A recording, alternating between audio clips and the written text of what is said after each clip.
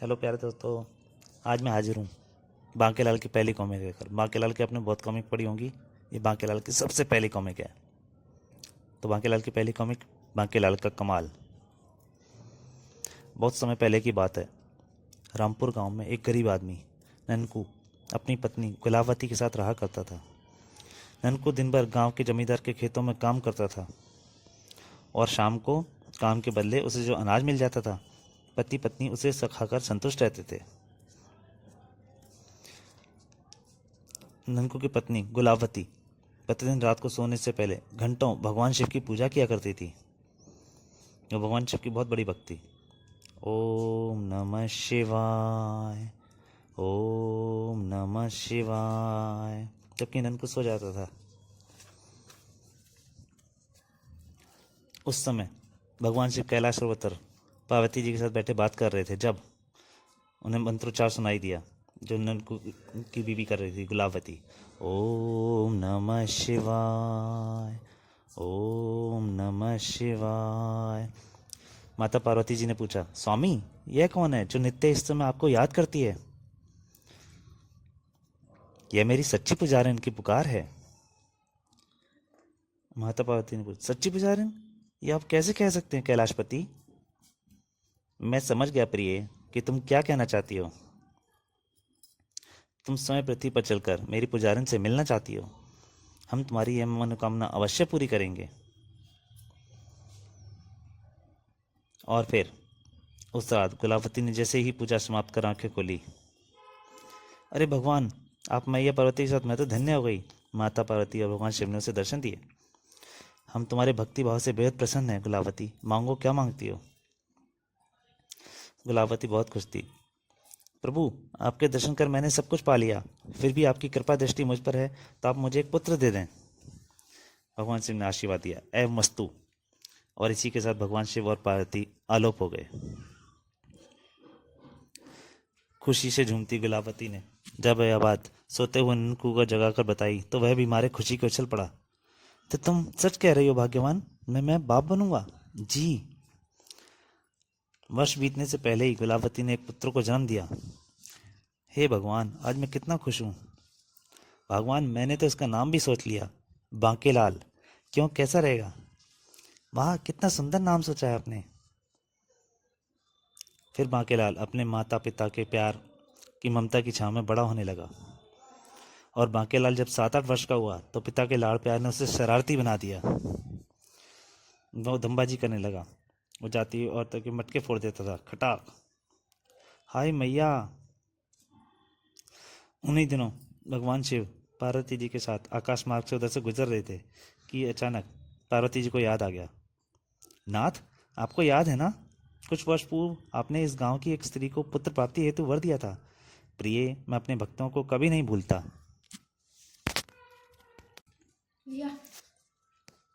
नाथ, मैं आपके आशीर्वाद का फल यानी उस बालक को देखना चाहती हूँ। अवश्य प्रिय।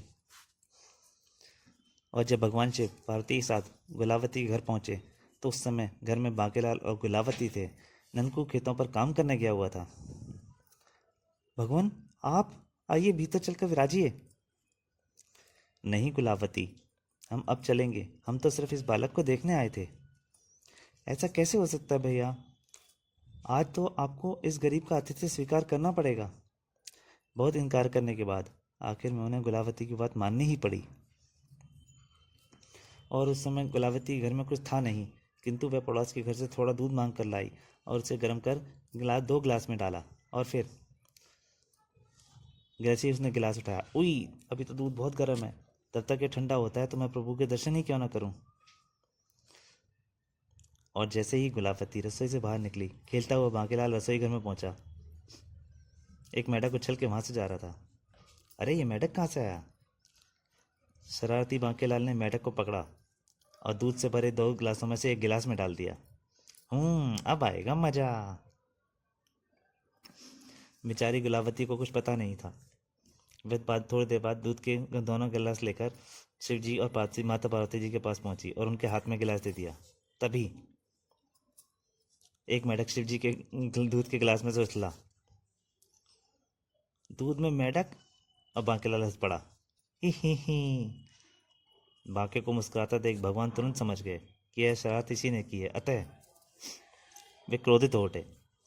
उद्दंड बालक, तूने मुझ शुद्ध शाकाहारी को धोखे से मांस का अर्क पिलाने की कोशिश की। जा, मैं तुझे शाप देता हूँ, तू हमेशा निकम्मा और शरारती रहेगा।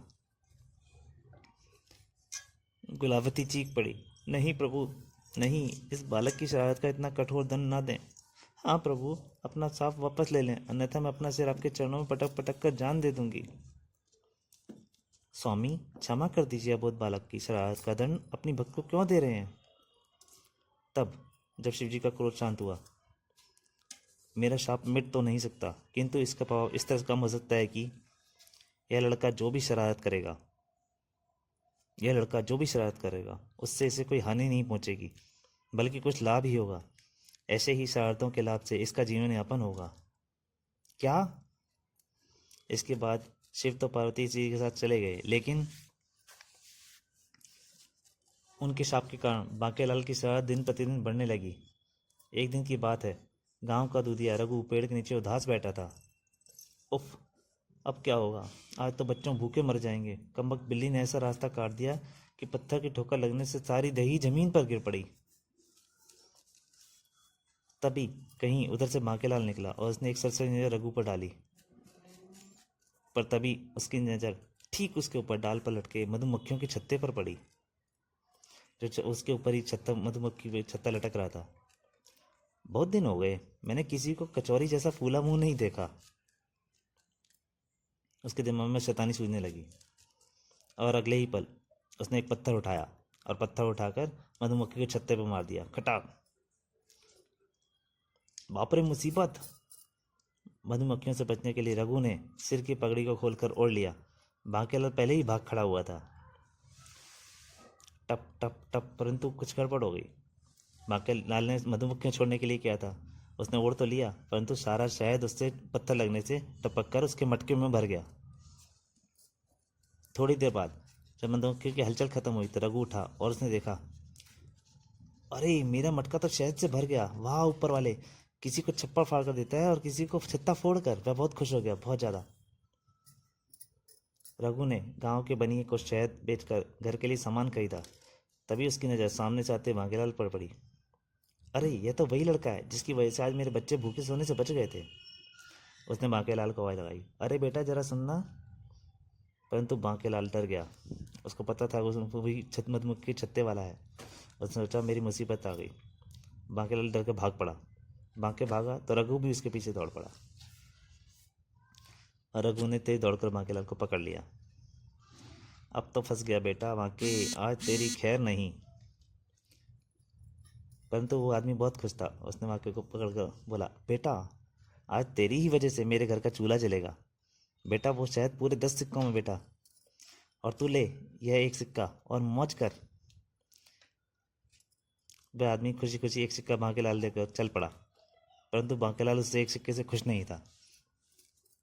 बेईमान कहीं का, मेरी वजह से फायदा इसे 10 का हुआ और देकर गया मुझे एक सिक्का। कम से कम 5 तो दे देता। बांकेलाल के पड़ोसी लालू व चालू, जो गांव में बेहद शरीफ समझे जाते थे, वास्तव में पक्के चोर थे। उन्होंने आजकल अपने व आस पड़ोस के गांव में जबरदस्त सफाई अभियान चलाया हुआ था। एक दिन सुबह मुंह अंधेरे ही गांव के लाला सुखीराम के घर झाड़ू फेर कर लौटे और फिर चोरी का माल अपने घर के पिछवाड़े दबाकर उस स्थान की पहचान के लिए वहां पर एक आम का पौधा लगा दिया और अंदर जाकर चैन की नींद सो गए। और सुबह जब बांकेलाल की निगाहें उस आम के पौधे पर पड़ी तो पड़ोसी आम खाएंगे और हम ललचाएंगे। नहीं, मैं ऐसा कदापि नहीं होने सकता। मैं इस पौधे को जड़ से उखाड़ दूंगा। और जैसे ही बांकेलाल ने पौधे को उखाड़ा, उसके नीचे से सोने के सिक्के दिखाई दे गए। अरे बाप रे, सोने के सिक्के! तभी लालू चालू भी वहां पहुंच गए। ओहो, इस कमबख्त की वजह से हमारी पोल खुल जाएगी। हाँ, अब इसका जिंदा रहना ठीक नहीं। तभी बांकेलाल की नज़र भी उन पर पड़ी तो वह दौड़कर दीवार के पार कूदा। बाप रे, भागो! अब वो दोनों भी उसके पीछे लपके। जिंदा नहीं बचना चाहिए। लेकिन जल्दबाजी में वह दूसरी तरफ गिर गया। ठीक तभी सुखीराम के घर हुई चोरी की जांच करने सोयनगर कोतवाल सैनिकों सहित उधर से गुजर रहा था। बांकेलाल उनके सामने गिरा। हाय, मैं मरा! क्या बात है बेटा, तुम इतने घबराए हुए क्यों हो? जी जी वो। बांकेलाल हकला गया, उसके समझ में नहीं आया क्या बताए। उसी समय चारदीवारी पर लालू चालू प्रकट हुए और बाहर सैनिकों को देखकर वे घबरा गए। खतरा, भाग बे चालू। कोतवाल ने सोचा, क्या मतलब, ये हमें देखकर घबरा क्यों है? जरूर दाल में कुछ काला है। और फिर, सैनिकों पकड़ो उन दोनों को। लेकिन जल्दी ही लालू चालू को पकड़ लाए। सैनिक जल्दी ही लालू चालू को पकड़ लाए। अब जल्दी ही अपनी राम कहानी अपनी जुबानी बता डालो, वरना। कोतवाल की धमकी देते ही दोनों लालू चालू डर गए। हमें माफ़ कर दीजिए। फिर लालू चालू ने अपने अपराध स्वीकार कर लिए और साथ ही अब तक की सारी चोरियों का माल भी उनके हवाले कर दिया गया। तब, अरे बाप रे, ये तो पुराने घाघ हैं। सारे सैनिक बोलने लगे। और तो नहीं है कुछ? नहीं हजूर। दूसरे दिन नगर कोतवाल के कहने पर सभा का आयोजन किया गया।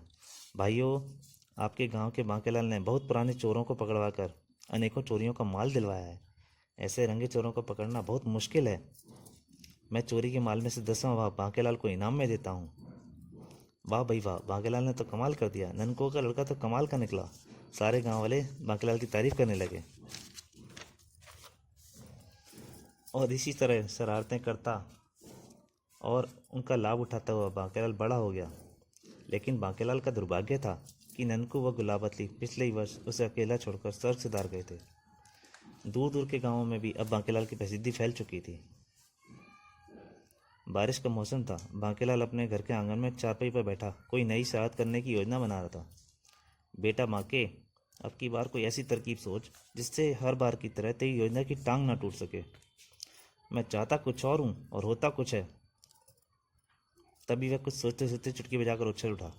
वो मारा पापड़ वाले को। और फिर तुरंत ही अपनी दिमाग में आई नई योजना को कार्य रूप देने के लिए वह गांव के मुखिया घर की ओर चल दिया। आहा, अब मैं जल्दी ही माला माल हो जाऊंगा। हर बार एक दो आदमी की खाट खड़ी करने की सोचता हूँ तो उनकी खाट खड़ी होने की जगह उड़न खटोला बन जाती है। पर इस बार पूरे गांव का बेड़ा कर कर मानूंगा। बांकेलाल जब वहाँ पहुंचा तो मुखिया जी के घर के बाहर कुछ लोग बैठे थे, किसी मामले पर विचार विमर्श कर रहे थे। तभी बांके लाल उनके सामने परेशान सा हुलिया बनाकर पहुंचा। राम राम मुखिया जी। राम राम बांकेलाल, आओ बेटा, कहो कैसे आना हुआ, सब खैरियत तो है? बांकेलाल थोड़े दुखी से वैसे अफसोस कहते, मुखिया जी मेरी तो खैर है, पर क्या बात है बांकेलाल, तुम हिचकाचा क्यों रहे हो? बात यह है मुखिया जी कि आज शाम तक अपने गांव पर एक भयानक मुसीबत आने वाली है। मुखिया जी सोचने लगे एकदम। बांकेलाल की बात सुनकर वहाँ पर मौजूद सारे लोग हैरान उठे। कैसी मुसीबत? तुम क्या कहना चाहते हो बांकेलाल? बांकेलाल बोला, तबाही, विनाश, बर्बादी। बांकेलाल के मुख से तबाही, विनाश, बर्बादी जैसे शब्द सुनकर गांव वालों के मुख से चीख निकल पड़ी। आखिर बात क्या है? तुम किस तबाही या बर्बादी के संकेत कर रहे हो बांकेलाल? तो दोस्तों, आज के भाग में बस इतना ही। इसके आगे भाग में इसके लिए थोड़ा आपको इंतजार करना पड़ेगा, पर वो भी जल्दी आएगा। तब तक के लिए नमस्कार।